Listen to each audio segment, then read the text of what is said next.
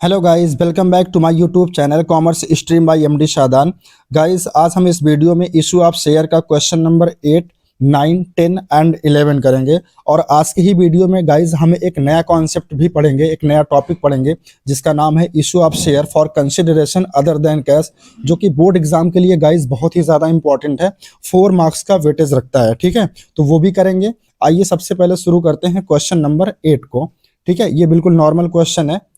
देखिए, इसमें कह रहा कि Kiran textile limited issued 50,000 equity shares of ₹10 each at a premium of ₹4, यानी ₹4 प्रीमियम लिया जा रहा है।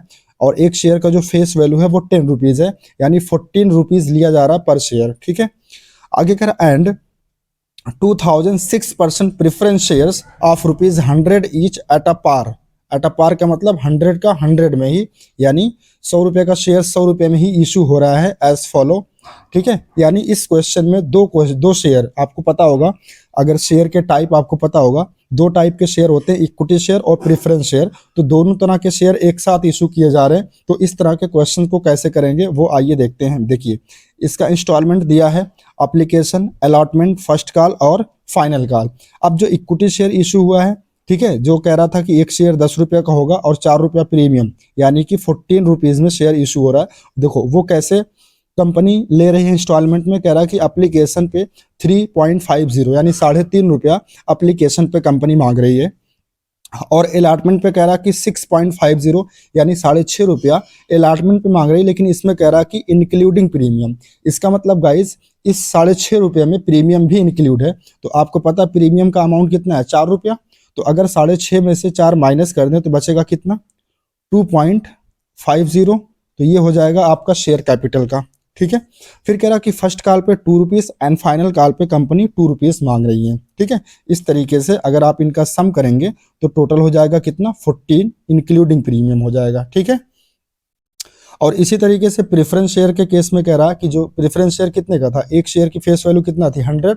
और ये कैसे मांगा जा रहा है, एप्लीकेशन पे 30, अलॉटमेंट पे 20 और फर्स्ट कॉल पे 25 और फाइनल कॉल पे 25, यानी प्रेफरेंस शेयर के केस में कोई भी प्रीमियम कंपनी नहीं ले रही है। ठीक है, और नीचे कह रहा है कि all these shares were fully subscribed, called up and paid up, record these transactions in journal and cash book. Guys ध्यान दीजिए, इसमें आपको कैश बुक बनाना है। जब कभी भी क्वेश्चन में ये बोल दे गाइस कि कैश बुक भी बनाइए, तो इस केस में हम जो बैंक वाली एंट्री करते हैं, ठीक है, वो एंट्री नहीं करेंगे। उसके लिए हम अलग से कैश बुक बनाएंगे और वहां पे हम उसकी पोस्टिंग कर लेंगे। ठीक है, आइए देखिए इसका सोल्यूशन कैसे करते हैं। तो सबसे पहले आप जर्नल एंट्री का फॉर्मेट बना लेंगे, journal entries in the books of Kiran textile limited. अब देखो, सबसे पहले अगर मैं बैंक की एंट्री, देखो मैंने यहाँ पे बैंक की एंट्री नहीं की है, डायरेक्ट मैंने उसको कैश बुक में पोस्ट किया है। देखो, अगर मान लीजिए मैं एप्लीकेशन की बैंक वाली एंट्री करता, तो पहली एंट्री क्या होती है, बैंक अकाउंट डेबिट, ये ना होता है, bank account debit to share application account, यहाँ इक्विटी लगा देंगे, to equity share application account, और to equity share to 6% preference share capital account, ये एंट्री होगी। अब क्योंकि यहाँ हमें कैश बुक बनाना है तो बैंक वाली एंट्री हमको नहीं करना है। ठीक है, तो इसको डायरेक्ट हम कहाँ कर देंगे, बैंक अकाउंट में, यानी कि कैश बुक में इसकी पोस्टिंग कर देंगे। तो देखो, आपको पता होगा लेजर बनाना, कि लेजर कैसे बनाते हैं। अब जैसे कि आपको पता है कि अगर मान लीजिए बैंक अकाउंट बनाना है, यानी कि कैश बुक बनाना है, कैश बुक में बेसिकली हम बैंक वाली एंट्री को पोस्ट करते हैं। तो देखो, इस एंट्री में बैंक अकाउंट क्या है, डेबिट है, तो कैश बुक में ये कहाँ जाएगा, डेबिट साइड, और लिखेंगे क्या, क्रेडिट वाला। और क्रेडिट में क्या क्या है, दो चीजें, इक्विटी शेयर कैपिटल अकाउंट और प्रेफरेंस शेयर कैपिटल अकाउंट। तो देखो हम इसकी पोस्टिंग कैसे करेंगे। यहाँ देखो, हमने कैश बुक बना रखा है। ठीक है, देखो कैश बुक बना रखा, इसमें हम कौन सी एंट्री लेके जाते हैं, बैंक वाली। ठीक है, बैंक वाली पोस्टिंग करते हैं। तो देखो पहले एंट्री क्या होती है, bank account debit to equity share application account. ठीक है, और अब कितना इक्विटी शेयर इशू हुआ था, 50,000, और एप्लीकेशन मनी कितना थी गाइस, ₹3.5। तो 50,000 इंटू 3.5 कर देंगे तो कितना हो जाएगा, 1,75,000। ठीक है, यहाँ तक समझ में आया। इसके बाद to preference share capital application account, sorry, to preference share application account, और प्रेफरेंस शेयर कितना इशू हुआ था, 2,000, और एप्लीकेशन मनी कितना थी, 30। तो 2,000 इंटू 30 कर देंगे तो यहाँ कितना आ जाएगा, 60,000 आ जाएगा। ठीक है, यहाँ तक समझ में आया।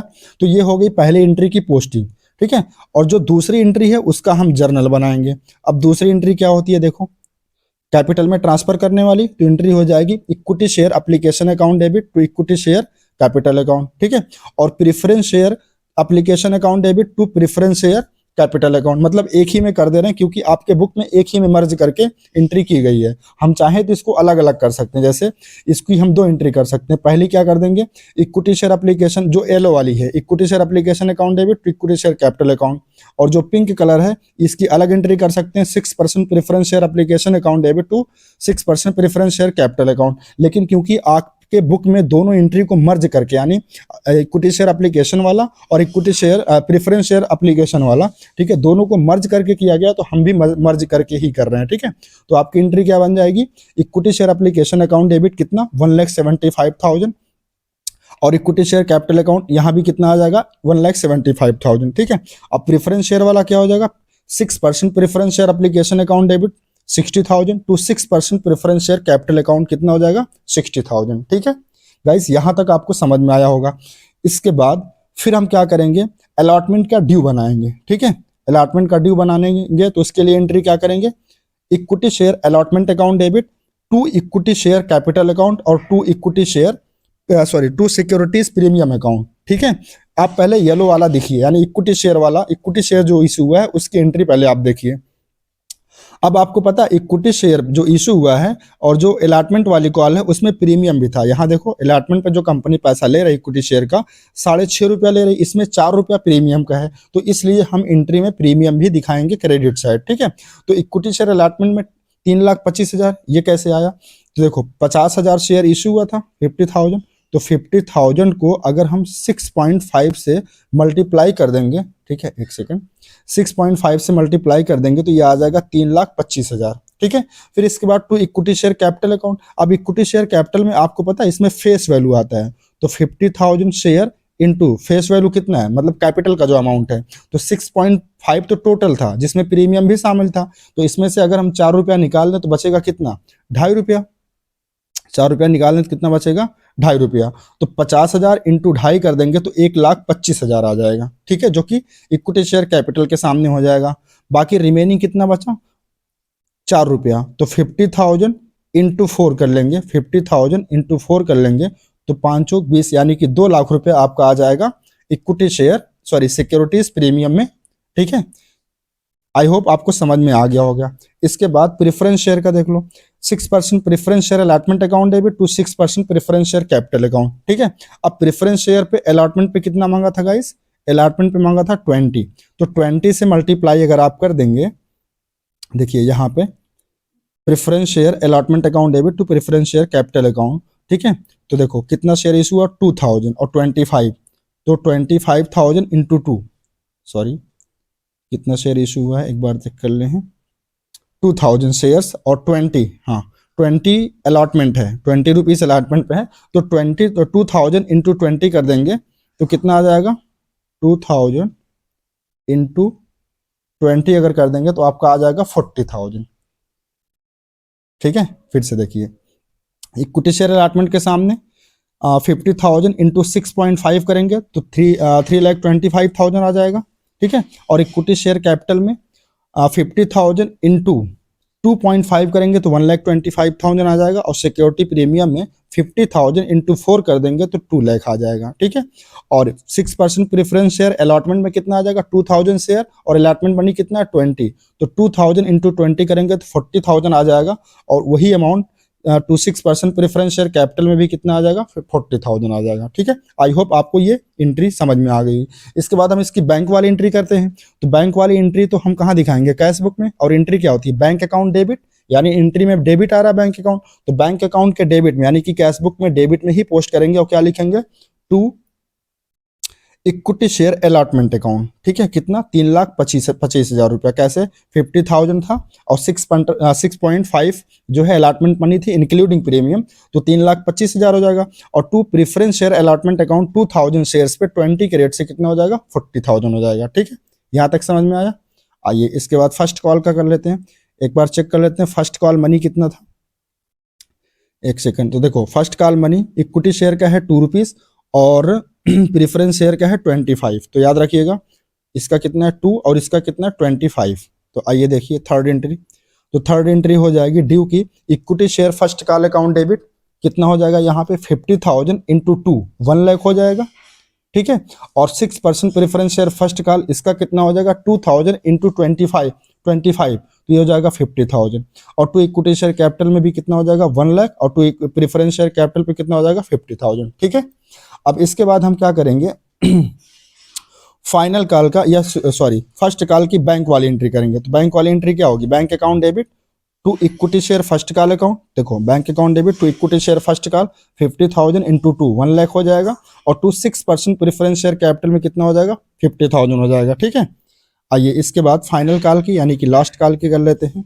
तो देखो फाइनल कॉल की सबसे पहले ड्यू की एंट्री करेंगे, equity share final call account debit, यहाँ पे कितना था 2 रुपीज था, तो 50,000 इंटू 2 1 लाख हो जाएगा, और 6% preference share final call account 2000 into 25 था, ठीक है। तो ये हो जाएगा 50,000 रुपया, तो वही अमाउंट चला जाएगा इक्विटी शेयर कैपिटल में 1 लाख रुपया, और टू प्रेफरेंस शेयर कैपिटल में चला जाएगा कितना 50,000, ठीक है। फिर इसकी बैंक वाली एंट्री जब करेंगे तो वो आ जाएगा कैश बुक में, और एंट्री क्या होगी bank account debit to equity share final call account 50,000 into 2 rupees final call money है, तो 1 लाख हो जाएगा, और 6% प्रेफरेंस शेयर कैपिटल अकाउंट ये हो जाएगा 2000 शेयर्स पे 25 क्रेडिट से 50,000, ठीक है। अब इसके बाद क्या करेंगे कैश बुक का टोटल कर लेंगे। तो डेबिट वाला अगर आप टोटल अमाउंट करेंगे तो टोटल आ जाएगा 9 लाख, और क्रेडिट में कुछ नहीं आ रहा, तो यही 9 लाख का क्या आ जाएगा आपका बैलेंस आ जाएगा, जो कि बैलेंस शीट ही हो जाएगा, ठीक है। तो गाइस आई थिंक आपको ये क्वेश्चन नंबर 8 समझ में आ गया होगा, ठीक है। तो याद रखिएगा गाइस, अगर कभी भी क्वेश्चन में आपसे कैश बुक बनाने के लिए बोलता है तो कभी भी आप जनरल एंट्री में बैंक वाली एंट्री नहीं करेंगे, उसकी पोस्टिंग आप डायरेक्ट कहाँ कर देंगे कैश बुक में कर देंगे, ठीक है। आइए क्वेश्चन नंबर नेक्स्ट यानी कि क्वेश्चन नंबर 9 देख लेते हैं, ये भी सिंपल है। इसमें कह रहा है कि Kanpur gas limited issued 40,000 equity shares of ₹10 each at a premium of 1 rupees per share, यानी 1 रुपया प्रीमियम है, यानी कंपनी शेयर कितने में इशू कर रही है टोटल 11 में कर रही है। कह रहा amount were payable as follow ₹2.50 on application, ₹4.50 यानी कि 4.5 रुपये अलॉटमेंट पे, और इसमें कह रहा है कि इंक्लूडिंग प्रीमियम, इसका मतलब इसमें 1 रुपया प्रीमियम का है तो 3.5 किसका हो जाएगा कैपिटल का हो जाएगा। और कह रहा ₹2 on first call and ₹2 on final call, ठीक है। और नीचे कह रहा है एप्लीकेशन वर रिसीव्ड फॉर ₹37,000, यानी कंपनी को जो एप्लीकेशन आई है वो 37,000 की आई है। तो जब एंट्री हम करेंगे तो जो हम मल्टीप्लाई करेंगे शेयर से वो 37,000 से करेंगे, ना कि 40,000 से, क्योंकि पब्लिक ने जितना खरीदा है उतने ही शेयर पे वो पैसा देगी, ठीक है। और नीचे कह रहा है कि give journal entries assuming that all sums have been received on due date, यानी कि सारा का सारा पैसा ड्यू डेट पे मिल गया। तो देखो सोल्यूशन में क्या करेंगे जनरल एंट्रीज करेंगे। तो पहली एंट्री क्या हो जाएगी bank account debit to equity share application account, देखो 37,000 का सब्सक्रिप्शन हुआ था, यानी पब्लिक ने खरीदा था, और एप्लीकेशन मनी कितना थी 2.50, तो 37,000 इंटू 2.50 कर देंगे तो ये आ जाएगा 92,500, ठीक है। और to equity share application account, तो यहाँ भी हो जाएगा कितना 92,500, नरेशन हो जाएगा बीइंग एप्लीकेशन मनी रिसीव्ड, ठीक है। फिर इसके बाद ये जो एप्लीकेशन का पैसा हम इसको कहाँ ट्रांसफर कर देंगे शेयर कैपिटल में, तो इसकी एंट्री होती है equity share application account debit to equity share capital account, यहाँ भी सेम अमाउंट आ जाएगा 92,500, ठीक है। इसके बाद थर्ड एंट्री करेंगे अलॉटमेंट की ड्यू करने की, और अलॉटमेंट पे याद रखिएगा प्रीमियम भी था, तो कैपिटल वाली एंट्री में प्रीमियम आता है, तो इसकी एंट्री हो जाएगी equity share allotment account debit 37,000 into 4.5, यहाँ पूरा आप 4.5 रुपया लेंगे तो ये हो जाएगा 1,66,500 टू इक्विटी शेयर कैपिटल, इसमें कैपिटल का अमाउंट लेंगे यानी प्रीमियम को छोड़ करके, तो 37,000 शेयर पे पैसा आएगा, यानी पब्लिक ने सब्सक्रिप्शन कितने पे दी थी 37,000 पे, और इसमें प्रीमियम को छोड़कर टोटल तो 4.5 रुपया था, तो प्रीमियम अगर हम निकाल लें तो बचेगा कितना 3.5, तो 3.5 से मल्टीप्लाई कर देंगे तो इक्विटी शेयर कैपिटल के सामने हो जाएगा 1,29,500, और सिक्योरिटी प्रीमियम में 1 रुपया चला जाएगा, तो 37,000 इंटू 1 कितना हो जाएगा 37,000, और दोनों को ऐड कर लेंगे तो कितना हो जाएगा 1,66,500, ठीक है। इसके बाद इसकी बैंक वाली एंट्री कर लेंगे, कोई काल्सिन एरियर तो था नहीं, तो bank account debit to equity share allotment account कितना हो जाएगा 1,66,500, ठीक है। अब इसके बाद नेक्स्ट एंट्री करेंगे फर्स्ट कॉल की, सबसे पहले ड्यू करेंगे equity share first call account debit to equity share capital account, first call money कितना था 2 रुपीज, तो 37,000 इंटू 2 74,000 हो जाएगा, तो तो इक्विटी शेयर कैपिटल के सामने भी 74,000 हो जाएगा, ठीक है। फिर इसकी बैंक वाली एंट्री कर देंगे, bank account debit to equity share first call account 74,000 and 74,000, ठीक है। फिर इसके बाद इसकी फाइनल कॉल की एंट्री करेंगे, equity share final call account debit to equity share capital account, ये डी वाली एंट्री हो जाएगी 74,000 एंड 74,000, ठीक है। फिर इसके बाद लास्ट एंट्री करेंगे bank account debit to equity share final call account, यहाँ भी 74 एंड 74 आ जाएगा, ठीक है। तो गाइस आई थिंक आपको क्वेश्चन नंबर 9 भी समझ में आ गया होगा, जो कि बिल्कुल सिंपल था। आइए इसके बाद अब क्वेश्चन नंबर जो 10 है वो बिल्कुल नए टॉपिक से रिलेटेड है और ये बहुत ही ज्यादा इंपॉर्टेंट है बोर्ड एग्जाम के लिए गाइस, 4 मार्क्स का वेटेज रखता है, ठीक है। और इस टॉपिक का नाम क्या है, issue of shares for consideration other than cash, ठीक है। तो आइए सबसे पहले समझते हैं कि इस मेथड का मतलब क्या होता है। देखो, issue of share for consideration other than cash, देखो अब तक नॉर्मली हो क्या रहा था, अब तक हम जो क्वेश्चंस कर रहे थे वो थे issue of share for cash, यानी जब कंपनी शेयर को इशू करती है और बदले में कैश लेती है। जैसे मान लो ये कोई कंपनी है और ये पब्लिक है, ठीक है। तो पब्लिक ने क्या किया, कंपनी ने क्या किया, पब्लिक को शेयर इशू किया, शेयर दे दिया, और पब्लिक ने क्या किया, बदले में कंपनी को कैश दे दिया, ठीक है। तो ये कौन सा केस हो गया, issue of share for cash, यानी जब कंपनी शेयर के बदले कैश लेती है। लेकिन अब यहाँ कह रहा कि issue of share for consideration other than cash, यानी कंपनी यहाँ पे शेयर तो इशू करेगी लेकिन बदले में उसको कैश नहीं मिलेगा, कैश के अलावा उसको क्या कुछ मिलेगा, ठीक है। तो उस केस में आप जर्नल एंट्री कैसे करेंगे वो चीज यहाँ आपको पढ़ना है, ठीक है। तो आइए देखिए क्या क्या चीजें हैं। सबसे पहला इसमें है issue of share to promoters.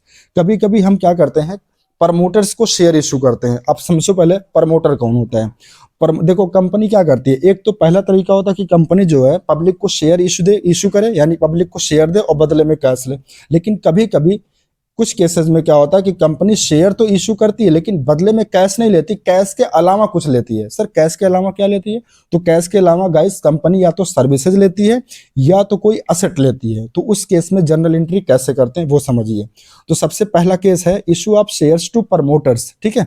अब प्रमोटर्स कौन होता है, जैसे मान लो ये एक इंसान है और ये कंपनी का मान लो ये शेयर होल्डर है, ठीक है।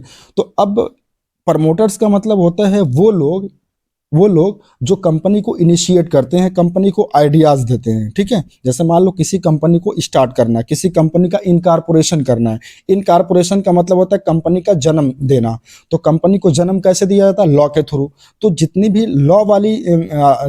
लॉ की जो रिक्वायरमेंट होती है, यानी जो भी डॉक्यूमेंटेशन वगैरह करना होता है वो सारा काम ये इंसान करेगा, ठीक है। जैसे मान लो अब कंपनी को शुरू करने के लिए क्या होता है कि सबसे पहले हमें आरओसी के पास जाना पड़ता है, वहां हमें सारे डॉक्यूमेंटेशन जो कंपनी से रिलेटेड जो इंपॉर्टेंट डॉक्यूमेंट होते हैं उसको सबमिट करने होते हैं। वहां जो कोर्ट में लोग बैठे होते हैं उनके पास सारा डॉक्यूमेंट जमा करना होता है। मतलब जितनी भी लीगल फॉर्मेलिटीज होती है वो ये इंसान करता है कंपनी के लिए, ठीक है। और फिर कंपनी क्या होती है, एग्जिस्टेंस में आती है। तो ये जो इंसान है ये कंपनी के लिए क्या कर रहा है भाई, काम कर रहा है, एक तरीके से कंपनी को सर्विस दे रहा है। अब ये सर्विस जब दे रहा है तो कंपनी इसको कुछ देगी, या तो पैसा दे या पैसे के बदले कुछ दे।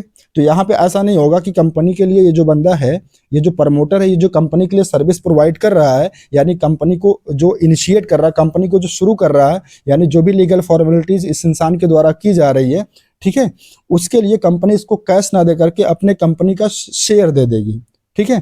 तो अच्छा एक चीज और आपको पता होगा, क्लास 11th में मैंने पढ़ाया था या आप पढ़े होंगे कहीं से भी, तो जब कोई कंपनी किसी भी इंसान से सर्विसेज लेती है तो वो कंपनी का एक्सपेंस होता है, याद है, एक्सपेंस होता है, ठीक है। तो इस इंसान को जो भी पेमेंट किया जाएगा वो एक तरीके से कंपनी का एक्सपेंस कहलाएगा।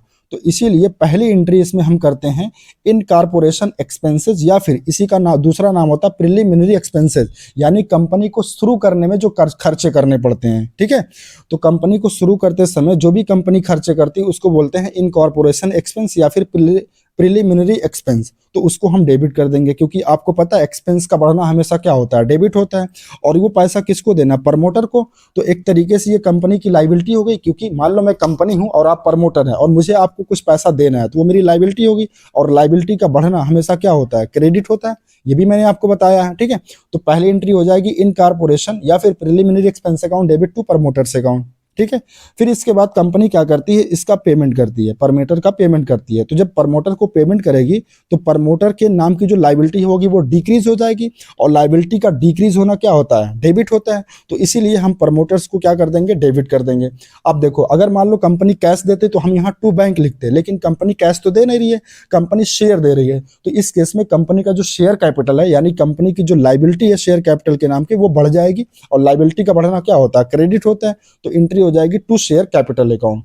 तो याद रखिएगा गाइस, कभी भी अगर कंपनी शेयर इशू कर रही है प्रमोटर को, तो उस केस में दो एंट्री पास करते हैं। पहली, incorporation expense account debit to promoters account, और दूसरी promoters account debit to share capital account. ठीक है, आई थिंक आपको समझ में आ गया होगा। आइए सेकंड केस देखते हैं। कभी कभी कंपनी क्या करती है, शेयर इशू करती है अंडर राइटर्स को। ठीक है, अब ये अंडर राइटर्स कौन होते हैं, तो अंडर राइटर्स एक बहुत बड़ा इंसान होता है जिसके पास खूब सारा पैसा होता है। ठीक है, देखो आपको पता है एक रूल होता है कंपनी में, वो रूल ये होता है कि कोई भी कंपनी जब अपने शेयर को इशू करती है तो उसका मिनिमम सब्सक्रिप्शन होना चाहिए। क्या होना चाहिए गाइस, यहाँ मैं लिख दे रहा हूँ, आपको पता भी होगा, कुछ बच्चों को पता होगा, मिनिमम सब्सक्रिप्शन होना चाहिए, जो कि कितना होता है 90%। ये रूल है कंपनी का, यानी कोई कंपनी अगर अपना शेयर इशू कर रही है तो 90% का सब्सक्रिप्शन होना चाहिए, मतलब पब्लिक 90% उसके शेयर को परचेज कर ले। अगर ऐसा नहीं होता है, यानी 90% से कम शेयर अगर पब्लिक सब्सक्राइब करती है, तो उस केस में कंपनी को सारा का सारा पैसा रिफंड करना होता है। जैसे फॉर एग्जांपल, मैं आपको एक एग्जांपल बताऊं, जैसे मान लो एक कंपनी है, वो 1 लाख शेयर इशू करना चाह रही है। ठीक है, तो अगर 1 लाख शेयर इशू करना चाह रही है तो रूल क्या है कि कंपनी अगर 1 लाख शेयर इशू करना चाह रही है तो पब्लिक 90% सब्सक्रिप्शन दे, मतलब पब्लिक को 90% सब्सक्रिप्शन देना पड़ेगा। तो 1 लाख का 90% कितना होता है, 90,000। इसका मतलब कंपनी के पास जो एप्लीकेशन आनी चाहिए वो 90,000 की आनी चाहिए।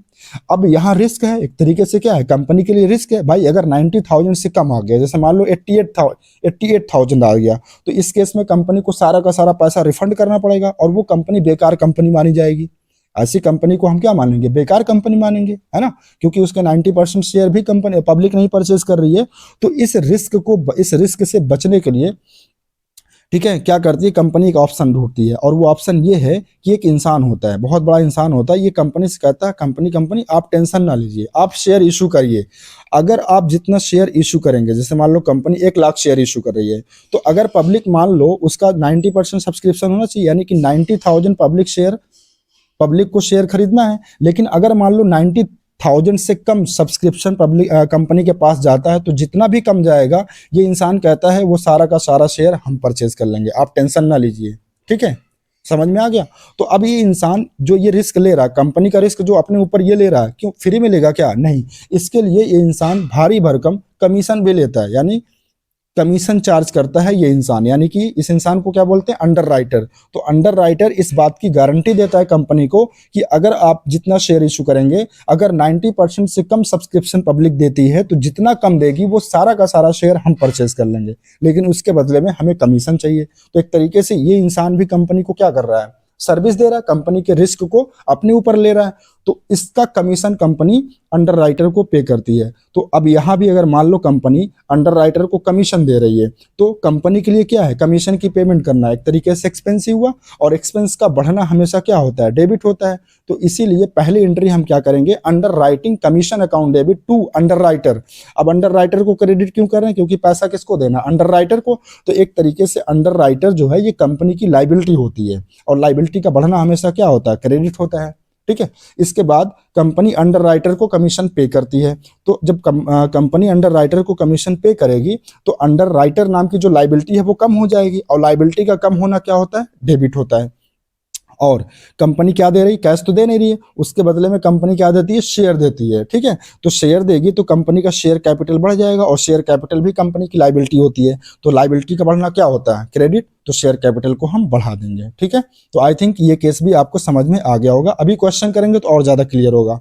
तीसरा केस होता है issue of share to vendor. अब इस केस में क्या होता है कि कंपनी बहुत बार क्या करती है, किसी वेंडर से कोई असेट परचेज करती है, और असेट परचेज करने के बाद कंपनी उस वेंडर को कैश ना दे करके उस वेंडर से कहती है कि देखो जितने का मैंने असेट लिया ना, उतने वैल्यू का मैं आपको शेयर दे रही हूँ। ठीक है। तो इस केस में क्या होता है, देखो पहली एंट्री तो हम करते हैं असेट को परचेज करने वाली। तो कंपनी अगर असेट को परचेज करेगी तो कंपनी के पास असेट आएगा, यानी असेट इंक्रीज करेगा, और असेट का इंक्रीज करना क्या होता है, डेबिट। और वेंडर को पैसा देना है तो ये वेंडर क्या है, कंपनी की लाइबिलिटी, और लाइबिलिटी का बढ़ना क्या होता है, क्रेडिट। तो पहली एंट्री हो जाएगी asset account debit to vendor account, और नरेशन हो जाएगा बीइंग असेट्स परचेज, ठीक है। फिर इसमें लिखा है और कभी कभी कंपनी क्या करती है, किसी का पूरा बिजनेस ही परचेज कर लेती है। तो इस केस में हम एंट्री करते हैं सन्ड्री असेट्स अकाउंट डेबिट, यानी जितनी भी असेट्स उस कंपनी से कंपनी को रिसीव होगा वो सारी की सारी असेट्स हम डेबिट कर लेंगे, और एक लाइन छोड़ देंगे, ये जो येलो वाला है इसको भी छोड़ देंगे। और क्रेडिट हम कर देंगे अगर उस कंपनी की जितनी भी लाइबिलिटी हम टेकन ओवर कर रहे हैं उस लाइबिलिटीज को हम क्या कर देंगे, क्रेडिट कर देंगे।